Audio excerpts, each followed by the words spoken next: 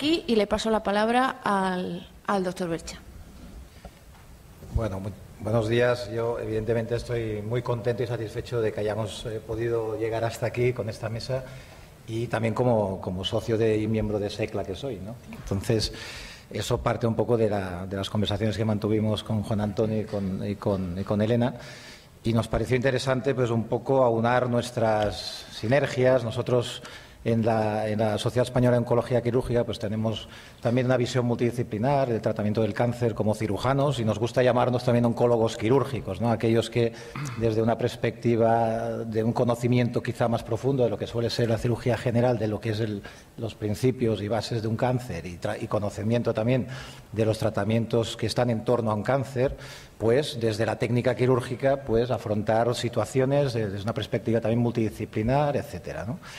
Y en base a estos principios, pues bueno, con la SECLA hemos buscado el acuerdo de decir, bueno, vamos a confluir la oncología quirúrgica con la mínima invasión también, ¿no?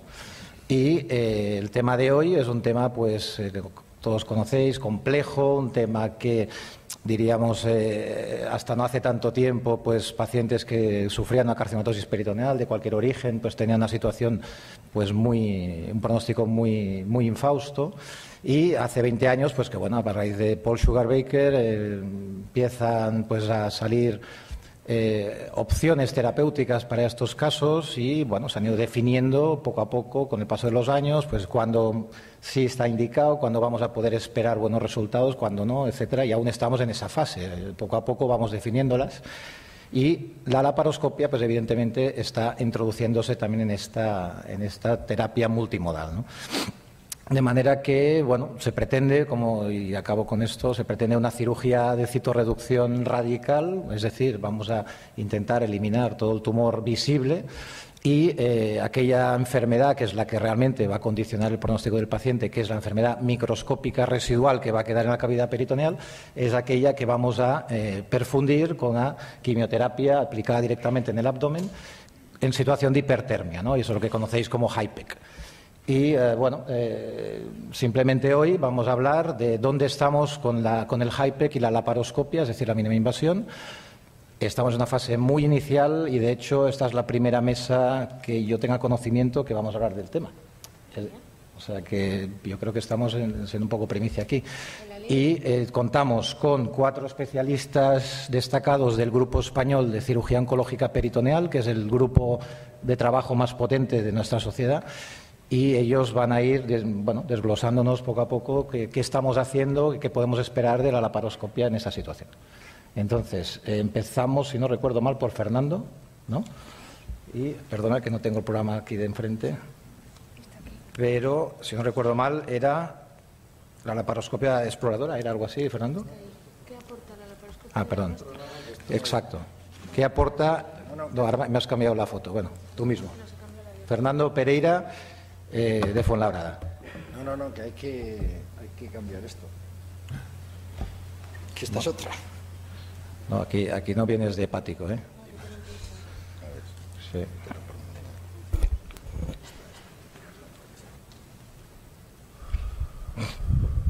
¿Qué aporta la laparoscopia diagnóstica en la toma de decisiones ante una carcinomatosis peritoneal?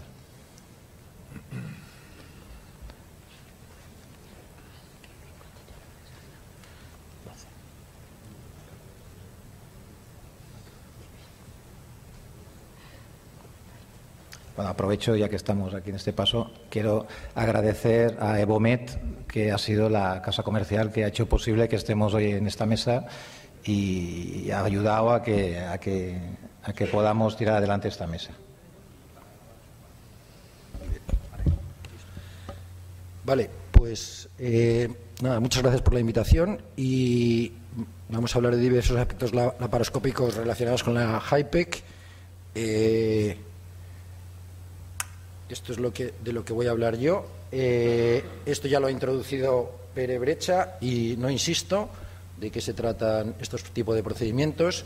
Se pueden hacer de varias formas, se pueden hacer con técnica abierta, que es la clásica. Una vez hecha la citorreducción se aplica la quimioterapia con un dispositivo, con un separador amplio que se ponen diversos protectores y se instila con una máquina de perfusión extracorpórea.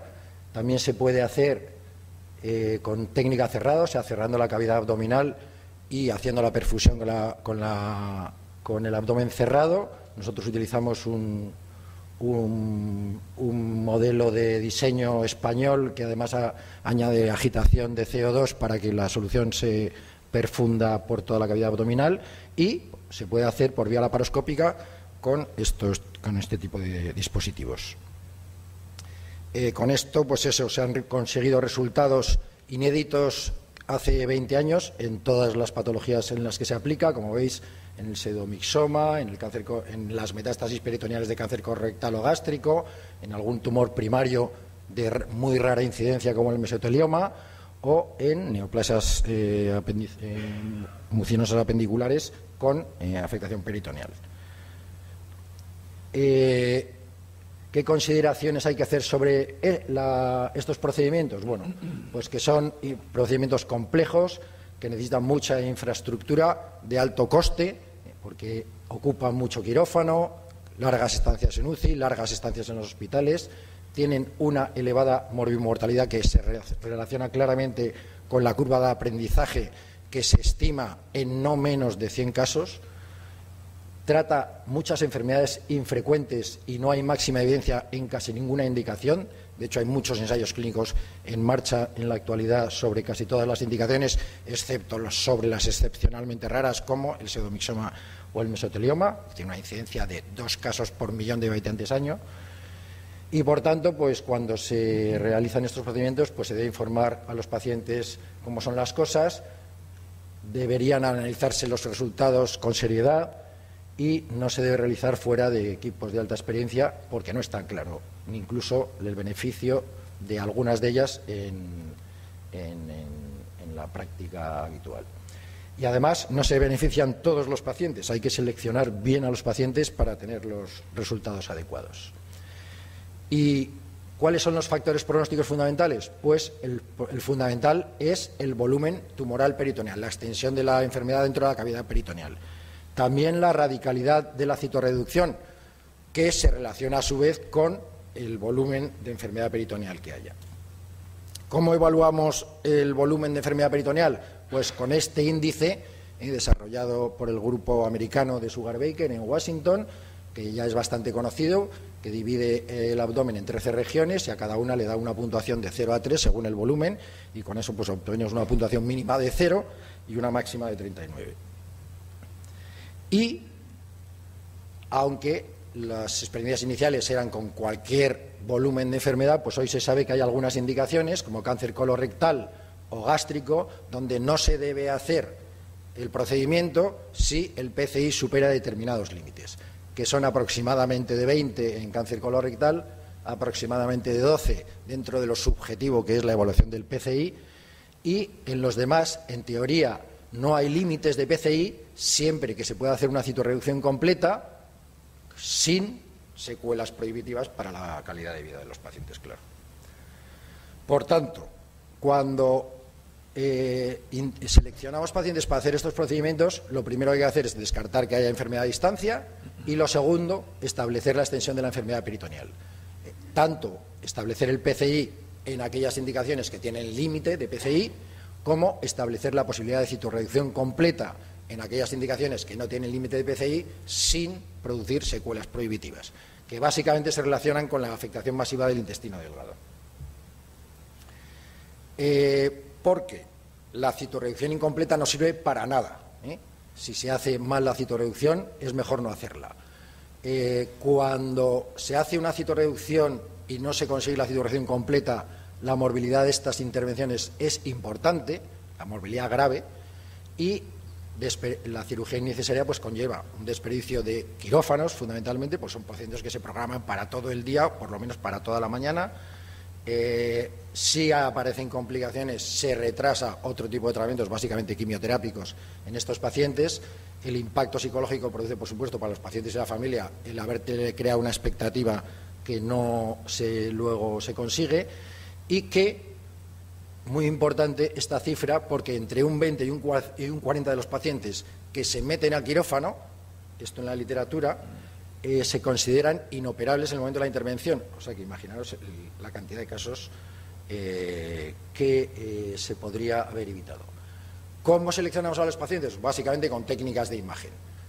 El TAC tiene una sensibilidad en los mejores casos de cercanas al 90%, pero lo habitual de lo publicado, que tiene mucho sesgo de publicación, es de alrededor del 60%. Y cuando las lesiones son menos de 1 centímetro, la sensibilidad es bajísima. Y esto es frecuentísimo en enfermedad peritoneal, que las lesiones sean menores de 1 centímetro. Infraestima el tamaño en un 33%, tiene muy baja sensibilidad para la afectación intestinal, de intestino delgado, que es el factor limitante fundamental, y sobre el PCI lo infraestima en un porcentaje importante, aunque esto no es trascendental siempre que no te enfrentes a una de las enfermedades con límites de PCI. Nosotros, la resonancia en la que se puso mucho empeño, o el PET-TAC, las cifras más o menos de sensibilidad y de fiabilidad de la técnica son parecidas a las del TAC.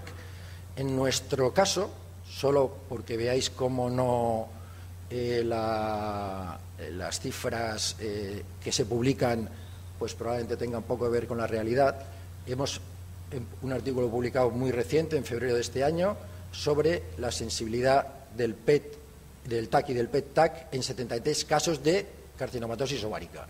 Bueno, pues mientras la gente publica cifras de sensibilidad del 80%, la sensibilidad de nuestros radiólogos, que están dedicados a la enfermedad peritoneal y tienen altísima experiencia, es bajísima. La especificidad es alta tanto con el TAC como con el PET-TAC, y la sensibilidad del PET-TAC es algo mejor que la del TAC, pero también muy baja en la detección de enfermedad peritoneal. La laparoscopia, ¿qué aporta? ¿Qué es lo que venimos a hablar? Pues hallazgos adicionales sobre las técnicas de imagen para evitar laparotomías innecesarias. Sobre todo te permite valorar dentro de ciertos límites el intestino delgado y el mesenterio. También se puede hacer una valoración del PCI, aunque se sabe también que se infraestima con la laparoscopia, y sobre todo pues determinar la posibilidad de citorrección completa. Además, pues se toman biopsias, se puede restadificar tras quimioterapia neoadyuvante, aunque tiene sus limitaciones básicamente en las zonas retroperitoneales o el pedículo hepático, que es difícil de evaluar por la laparoscopia. En el año 2006, en este consenso de Milán internacional sobre enfermedad peritoneal, se consideraba que el PET era la principal imagen, la principal prueba de imagen. Menos del 10% de los expertos presentes ahí consideraban la laparoscopia una modalidad de investigación importante, y el 78% pensaban que la laparoscopia era útil, pero que no era un método fundamental. Esto ha cambiado bastante, y aunque hay muy pocas publicaciones, que están resumidas en este artículo de hace 2 años, como veis, con un número de pacientes, unos escasos, pero otros bastante importantes, los pacientes sometidos a la laparoscopia casi todos tienen laparotomías previas. El éxito de la exploración laparoscópica, a pesar de esto, es muy alto. Requiere muy poco tiempo quirúrgico, y no se ha comunicado ninguna recidiva a nivel de los puertos de entrada. Y de todas estas series, el resumen es más o menos este: porcentaje de pacientes excluidos entre un 7 y un 41%, que yo creo que es más cerca del 41 que del 7. El valor predictivo positivo de la laparoscopia para determinar si se puede hacer una citorrección completa oscila entre un 60 y un 100% en algunas series, demasiado optimista. La sensibilidad de la laparoscopia, en cambio, o sea, de todos los pacientes en los que se consigue citorrección completa, ¿cuántos habían sido positivos en la laparoscopia? Pues parece ser que todos, eso sí. Y que la carcinomatosis peritoneal se infraestima con la laparoscopia entre un 1 y un 12%. Solo hay un estudio, holandés, que es un estudio muy bien hecho, donde se infraestima el índice de carcinomatosis peritoneal en 37%. ¿Cuál es nuestra...? Bueno, la última La última publicación es de hace nada, del mes pasado, como veis ahí, que ha salido un estudio francés que se esperaba, aunque relativamente corto de pacientes, porque son 50 pacientes en los que se iba a hacer un second look para ver si había enfermedad peritoneal, y antes de la laparotomía le hacían una laparoscopia para ver si el PCI de la cirugía concordaba con el PCI de la laparoscopia. Bueno, entonces encontraban de los 50 pacientes en un 58% enfermedad peritoneal en la laparoscopia y en un 68% durante la cirugía. No parece mucha diferencia. La laparoscopia fue posible en el 88%, pero el cirujano solo lo consideró satisfactorio en un 50%, o sea, en 25%. Y la concordancia entre el PCI laparoscópico y el abierto en los pacientes en los que había sido satisfactoria la laparoscopia, en cuanto a la existencia de enfermedad peritoneal, era muy alta, pero en cuanto a la evaluación del PCI era relativamente baja. La conclusión del trabajo es que la laparoscopia infraestima, y es verdad, la infraestima, pero añade datos sobre las pruebas de imagen claramente. Nuestra experiencia hasta diciembre del año 2017 era de 508 procedimientos, con una curva ascendente de alrededor de 90 procedimientos año ahora. La principal indicación en nuestra serie es el cáncer colorectal, las metástasis peritoneales de cáncer colorectal, seguidas del ovario, las neoplasias mucinosas apendiculares, las metástasis peritoneales de cáncer gástrico, y son procedimientos, no pacientes. Y utilizamos la laparoscopia muchísimo, hacemos segundas laparoscopias con mucha frecuencia para evaluar respuestas, y la cifra de pacientes en los que decidimos no hacer HIPEC durante el procedimiento quirúrgico es baja en relación con las cifras publicadas, es de un poquito menos del 10%. O sea que y desestimamos la laparoscopia básicamente porque la citorreducción que preveíamos completa ha sido incompleta. O sea que utilizando mucha laparoscopia y mucha reevaluación, pues conseguimos tener unas cifras de suspensión del procedimiento como lo pensábamos relativamente bajas. Hemos hecho 15 HIPEC laparoscópicas hasta diciembre del 2017, no de evaluación, sino de tratamiento, pero de esto hablará Álvaro ahora. Y, por tanto, las conclusiones son estas, que las técnicas de imagen actualmente disponibles no predicen el PCI ni la radicalidad de la citorreducción con fiabilidad, que la laparoscopia añade datos claramente en la valoración de la enfermedad peritoneal y evita muchas laparotomías innecesarias, que es segura y factible, habitualmente es infrautilizada porque, como tradicionalmente meter una laparoscopia de estadificación a la gente le cuesta, pues no se usa simplemente por esos motivos, y yo creo que debe usarse rutinariamente en conjunción con las pruebas de imagen para seleccionar los pacientes que puedan beneficiarse de estos procedimientos. Quizás la excepción es eso que pone abajo, el pseudomixoma peritoneal extenso, que en la que la exploración de la laparoscopia pues es casi siempre inútil. Y ya está. Gracias. Muchas gracias, Fernando. Continuamos, si te parece, y la discusión la hacemos al final. A continuación, bueno, hemos visto, diríamos que nos aporta la laparoscopia en la toma de decisión, y ahora realmente vamos a hablar de si realmente es factible abordar una carcinomatosis por vía laparoscópica, es decir, ¿es posible hacer una peritonectomía por vía laparoscópica? Bien, para ello hemos traído a Álvaro Arjona, es cirujano en Córdoba, en Reina Sofía, y tiene experiencia personal en el tema. O sea que él nos va a desarrollar este tema.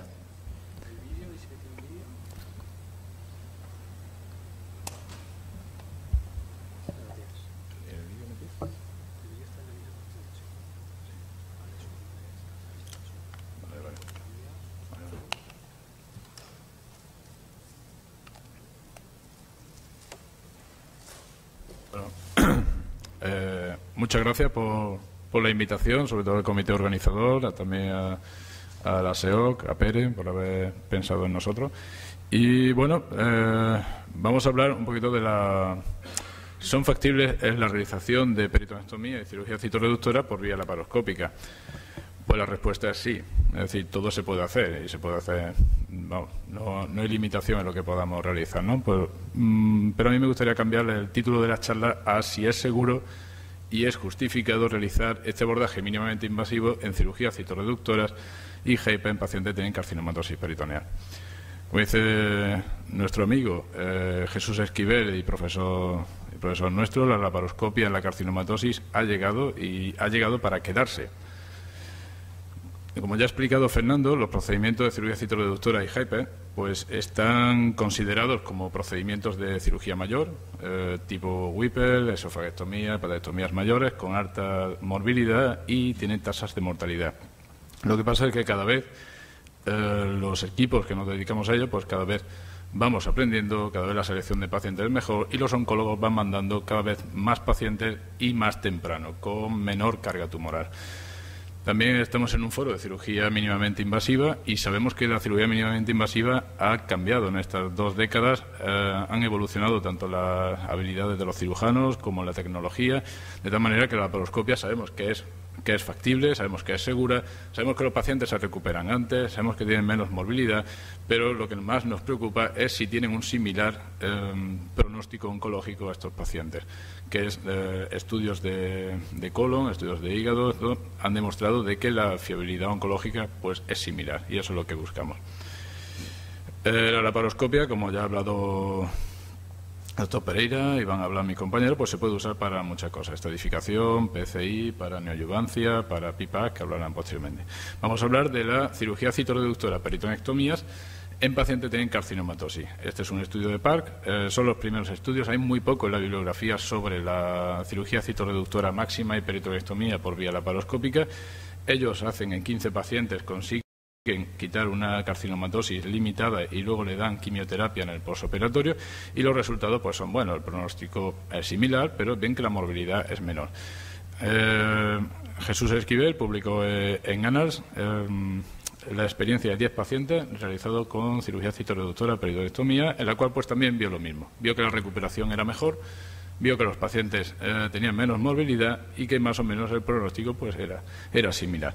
También el grupo francés, con Passot y Glegen, pues también publicaron 8 pacientes macheados con 8 pacientes de cirugía abierta y lo que vieron es que la estancia hospitalaria pues era menor.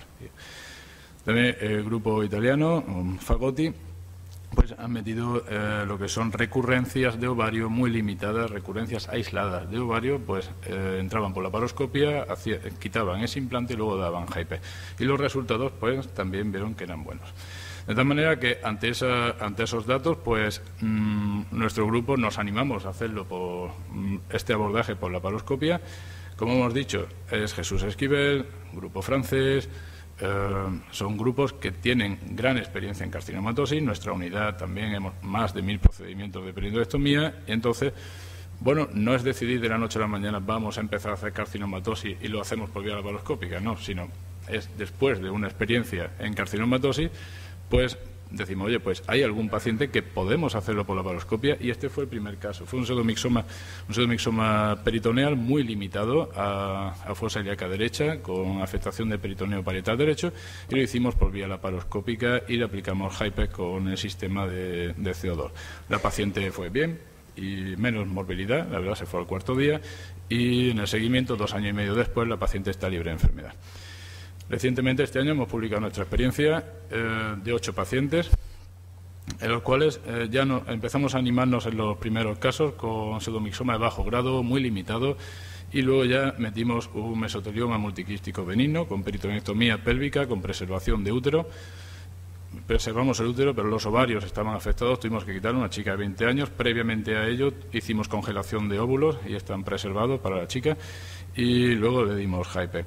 Luego entramos con la carcinomatosis de ovario y ya hemos hecho 3 casos de carcinomatosis peritoneal de ovario primario. Después de neoadyuvancia hemos visto respuesta, hemos visto que la enfermedad se localizaba en pelvis, entramos por la laparoscopia y si lo vemos factible, con una carga tumoral baja, pues entonces seguimos. Y también tenemos colon T4 dentro del ensayo clínico con afectación de peritoneo, afectación de otras estructuras, pues lo hacemos por laparoscopia y damos la HIPE. Esta es nuestra serie actual, están publicados 8, ya llevamos 10 pacientes, hemos incluido una carcinomatosis de colon con muy limitado implante y otro de ovario.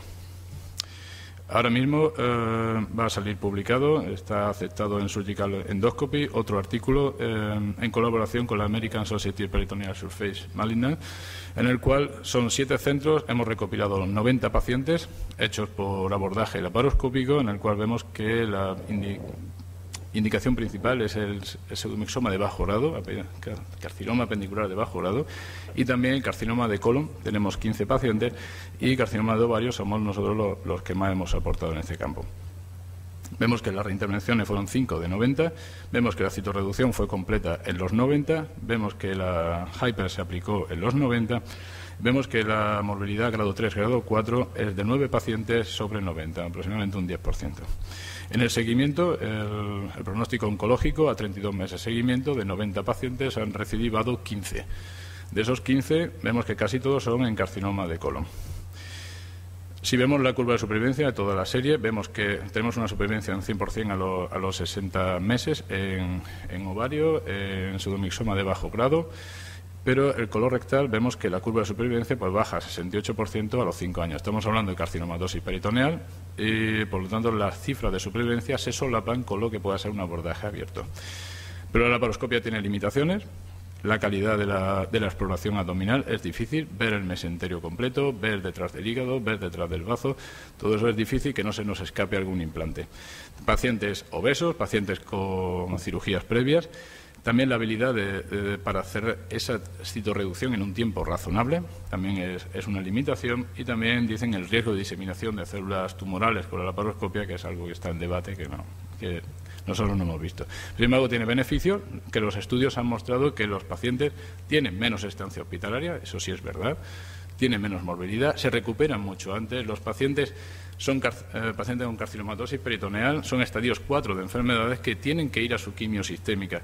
Entonces, la recuperación del paciente y la vuelta a su quimio sistémica es antes, y además vuelven con un mejor performance status. En el contexto de una recidiva, después de hacer esta cirugía citorreductora de HIPER, pues también nos puede dar, no nos puede dar pereza el entrar de nuevo en esa barriga, puesto que ha sido operada mediante la laparoscopia, ¿no? Y ahora el vídeo no salta, ¿no? Tenía un vídeo, por eso hemos ido tan rápido para verlo.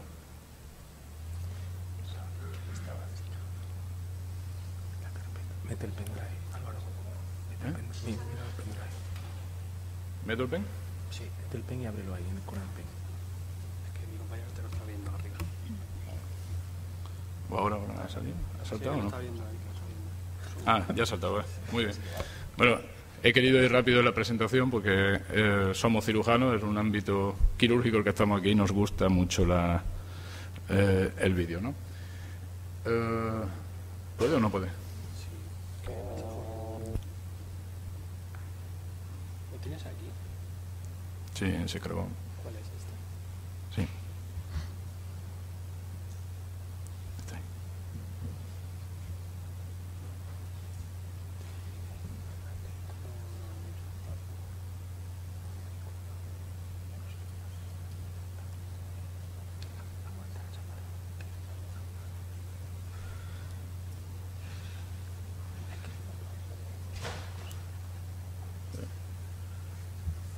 Ha saltado, sí. Ya se ve, ¿no? Sí.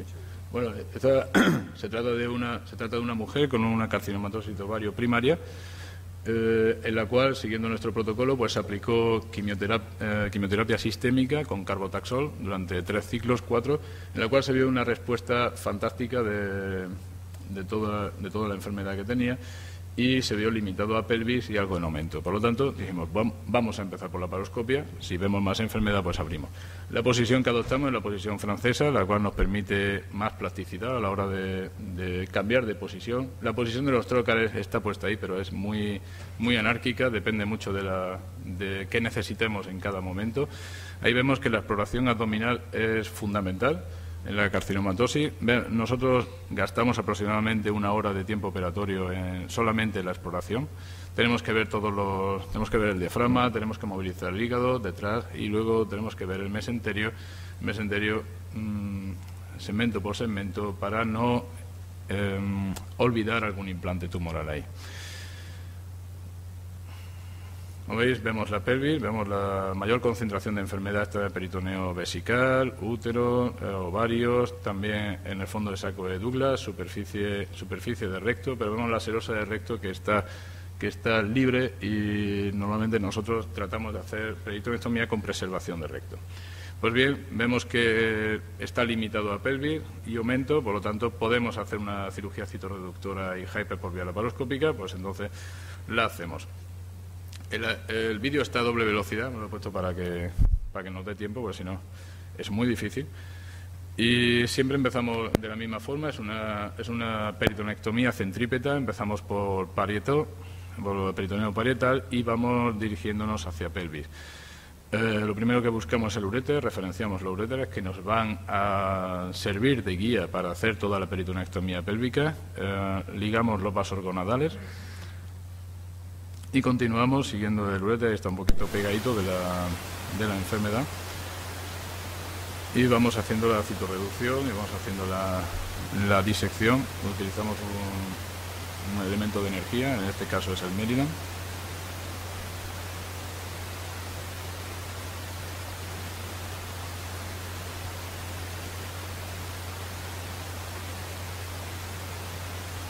Continuamos con el peritoneo parietal. De las partes más complicadas de esta cirugía siempre es la posición del paciente, pues son cirugías que tenemos que abordar diferentes espacios, la pared anterior abdominal, la pelvis, el compartimento supramesocólico, el estómago, todo. Entonces hay que movilizar mucho el paciente, tener plasticidad a la hora de mover a lo mejor pantallas, movernos nosotros, mover equipos. No es una posición fija. Entonces eso es de lo más dificultoso que puede tener esta cirugía. Seguimos con una disección del peritoneo. Hacemos entre energía y forma Roma. Ahí tenéis los vasos epigástricos.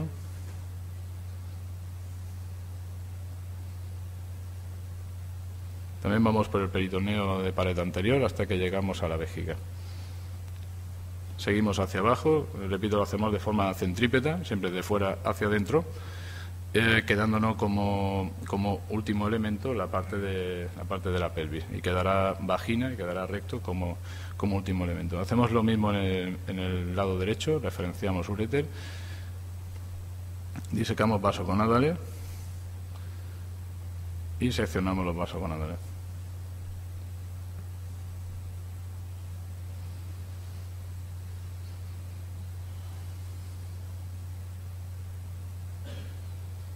La laparoscopia también, el aire permite también la disección de plano, nos ayuda bastante también. Ahora vamos a la vejiga, este es el peritoneo prevesical. Nosotros llenamos la vejiga con suero para definirla bien y poder hacer bien la peritonectomía.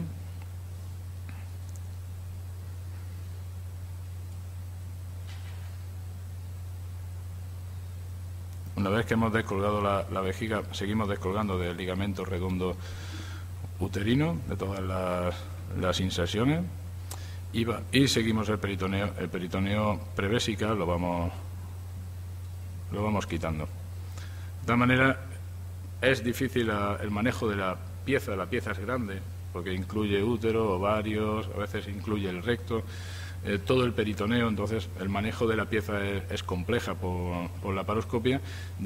Hacemos la disección de las uterinas, de los vasos uterinos, llegamos a vagina, damos un punto de referencia antes de la sección y seccionamos la vagina. Entonces seccionamos la cara anterior y posteriormente iremos a cara posterior para coger el plano del tabique recto vaginal y poder así levantar todo el fondo del saco de Douglas y todo el peritoneo perirrectal. Para nosotros es más sencillo el hacer la peritonectomía resecando recto que preservando el recto. Pero bueno, también la morbilidad de la paciente es mejor si preservamos. Y vamos traccionando del fondo del saco de Douglas, dejando el recto abajo. Ahora los implantes salen con todo el peritoneo. Ya tenemos el recto. Y es lo que nos queda de la pieza, es separarlo del recto.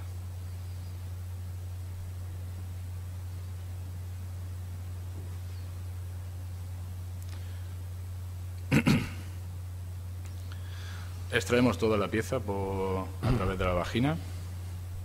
Tenemos un sistema plástico que evita la pérdida de aire a través de la vagina y también aísla la vagina de todo el contenido tumoral que va pasando por ahí.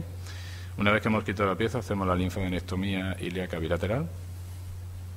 Nosotros de forma sistémica lo hacemos. Las publicaciones dicen que no es necesaria en carcinomatosis peritoneal hacer linfadenectomía ilíaca, pero bueno, no nos da morbilidad, luego nos da información sobre el estadiaje del tumor, entonces la hacemos de forma sistemática. Lo que tratamos por la laparoscopia es hacer lo mismo que hacemos en abierto, no vamos a no hacer cirugía porque estamos por la laparoscopia. Una vez que hemos acabado con la pelvis, pasamos al apéndice, que por protocolo extirpamos apéndice.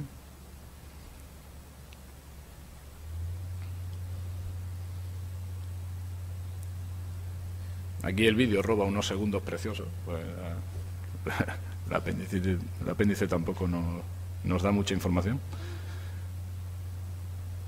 Y posteriormente pasamos al compartimento supramesocólico, extirpamos el ligamento redondo, descolgamos el hígado, extirpación del ligamento redondo. Y vamos a la omentectomía. La omentectomía la hacemos completa, hay que seguir toda la curvatura mayor del estómago hasta pilares diafragmáticos. Nosotros también en abierto preservamos los vasos gastroepiploicos si no están afectos. Tenemos que llegar hasta pilares, posteriormente seguimos siguiendo la línea del bazo y descolgamos el ángulo esplénico del colon. Y ya nos llevamos todo el aumento hacia el lado derecho hasta el ángulo hepático del colon. Es muy tedioso esta parte porque el manejo del epiplon es difícil. Es una pieza quirúrgica que es muy amplia, muy difícil de manejar y cuesta trabajo el exponer cada plano y exponer cada parte. Pero bueno, con paciencia pues se consigue. También lo extirpamos por vagina. Vemos que la pelvis queda una citorreducción completa. Hacemos un determinado CC0 y posteriormente damos HIPEC con hipertermia con paclitaxel. Entonces, esta es la pieza quirúrgica. Vemos que todo el peritoneo y útero y todo sale en forma centrípeta. Vemos el aumento, el apéndice, todo. Y la paciente en el posoperatorio, en el 4º día se fue de alta y la paciente actualmente, a 1 año de seguimiento, está sin recidiva y viva. Por lo tanto, conclusiones, vemos que los resultados que hemos demostrado pues demuestran de que el abordaje mínimamente invasivo en esta patología pues es factible, puede ser seguro, pero siempre en pacientes altamente seleccionados, que tengan un índice de carcinomatosis peritoneal muy bajo, que tengan muy limitada diseminación peritoneal, que sean tumores borderline o que tengan muy buena respuesta en adyuvancia, que estudios posteriores nos van a decir qué pasa con tumores de alto grado, que la laparoscopia puede beneficiar a un grupo de pacientes disminuyendo la morbilidad y añadiendo una mejor recuperación, permitiéndoles volver a su quimio sistémica y que también para recidivas posteriores a este procedimiento pues nos facilitaría el volver a entrar y volver a hacer citorreducciones de nuevo y volver a hacer HIPEC. Muchas gracias por vuestra atención. Bueno, a continuación, muchas gracias.